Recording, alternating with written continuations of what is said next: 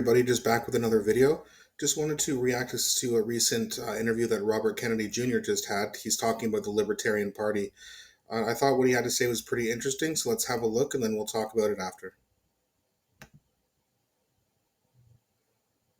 Mr. Kennedy, it's Chris Jarrell, and I have a quick question.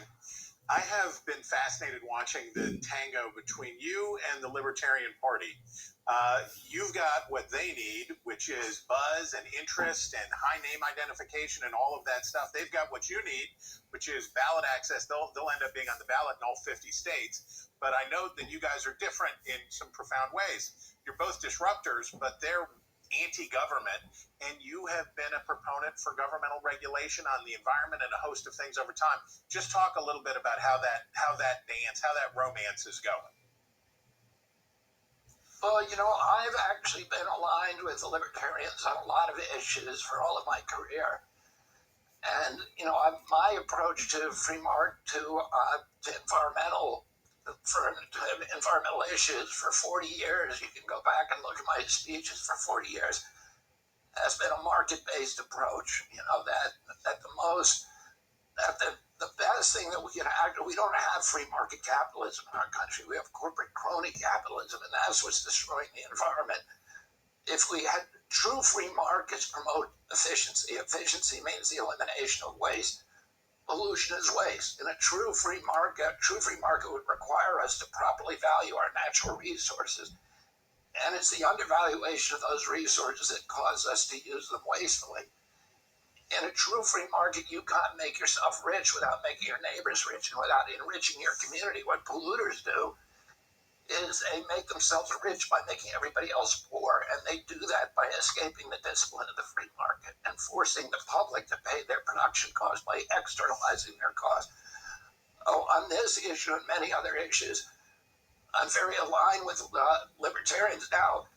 The Libertarian Party is made up of a lot of iconoclasts. So there's all different brands of libertarianism. And, most of them, the one thing they all have in common is that they hate authority. And they mistrust it. They mistrust government.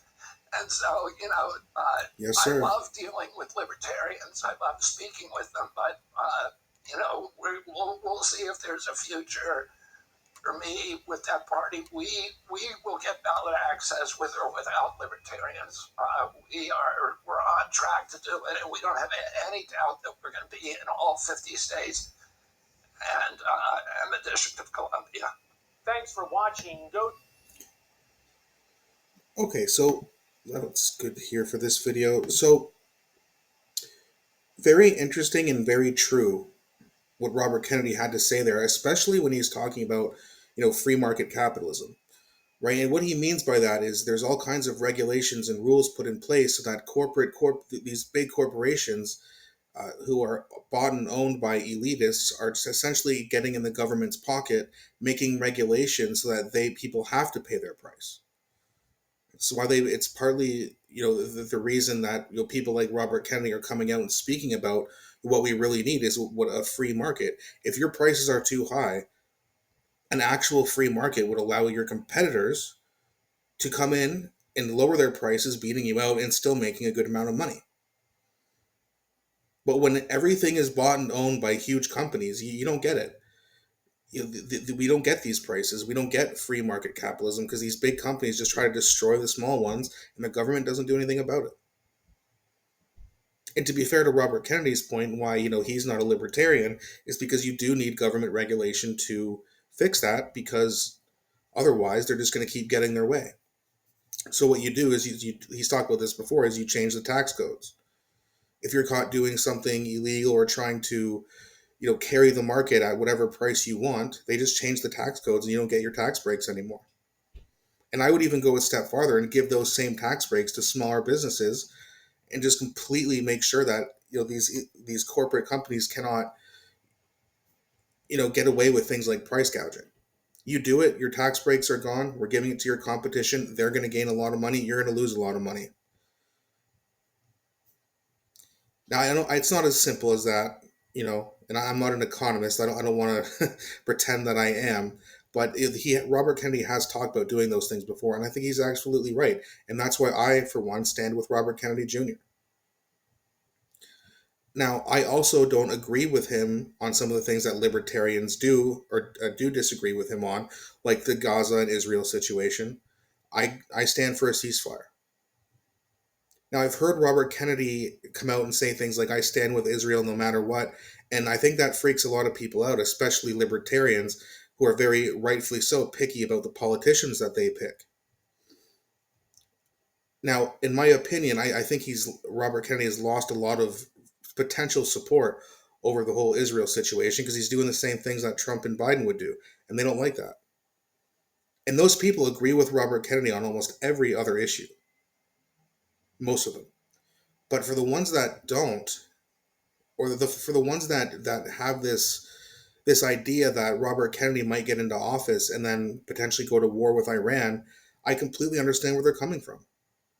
I personally don't think Robert Kennedy is dumb enough to do that. I've also heard that he's starting a podcast soon where he's talking about his ideas for peace in the Middle East, which hopefully then he'll kind of clear up his situation and what he really wants. Because a lot of people are worried about that if he gets into office, it could start World War III. To be fair, they're also worried about that with Biden and Trump, especially Biden. Or whoever is, it's not going to be Biden, but whoever is the Democratic nominee, they're worried about it with all three choices, so they feel that they still don't have a good choice now. Because no matter how you feel about the climate or economics or social issues, it doesn't matter. If there's World War III, that would be apocalypse, right? I mean, we would all get wiped off the planet. It would be nuclear war essentially. We can't have that. That being said, as I said earlier, I don't see Robert Kennedy doing that, and that's just instinctively. People disagree with me, fair enough. I just personally think that he's not dumb enough to do that, or crazy enough to do that, or evil enough to do that. But his stance on Israel does need to be cleared up, and even not just cleared up, but potentially changed so that he starts calling for ceasefires. That's what needs to happen. Hopefully, he does that soon. Now, in terms of him running for the Libertarian Party, as I said earlier, they are very picky about who they choose to represent them. They hate authority, as Robert Kennedy said, and he doesn't hate it as much. He understands there's a lot of corporate bullshit going on, corrupt bullshit going on with corporations and the government and big pharma and big tech and big finance. For sure, we all understand that. What he says about BlackRock, these are all good things. But then when it comes to government regulation, it's just like, hey, libertarians want less government regulation. So I don't know if they'll ever find a common ground. Maybe they do and realize, hey, a libertarian and a Kennedy, like a Kennedy on a libertarian ticket, might be the best chance that the libertarians have ever had. And they've got ballot access, so Robert Kennedy can just kind of focus more on really kind of punching through and gaining more steam. Because honestly, since he's announced his candidacy, his numbers I think started off in the mid to late teens, and then now in some states, keep in mind nationally he's not on every poll, so that's why his numbers aren't where they would nationally. A lot of people have him around 15, but if every state was polling, he would be around somewhere between 20 and 25%. However, that's still not enough. He still needs to get much closer to that 30%. Now, most people who would support him likely wouldn't go to the polls anyway, because most people don't, especially people who are conservative and independent. That being said, he needs something to really push his momentum through. And I think changing his stance on the Israel-Gaza situation would be huge. Because then I think Jimmy Dore would start to endorse him again. I think that Dave Smith might even endorse him. Maybe not, he's a libertarian, but that's a huge issue for them. So if Robert Kennedy does come out with his new podcast, he starts talking about ceasefire and peace and really being that true anti-war candidate that we all want, I think that would change a lot of people's mind and back over to Robert Kennedy's side. And hopefully that happens because, as we all know, I want Robert Kennedy Jr. to be president. I know a lot of you disagree. I know a lot of you agree. I've seen the comments. Let me know what you think. Has your opinion changed on Robert Kennedy? And if it has it been for the good or for the bad? That's going to be it for this episode, guys. So thanks again for watching. Please don't forget to like and subscribe, and I'll be back shortly with another video.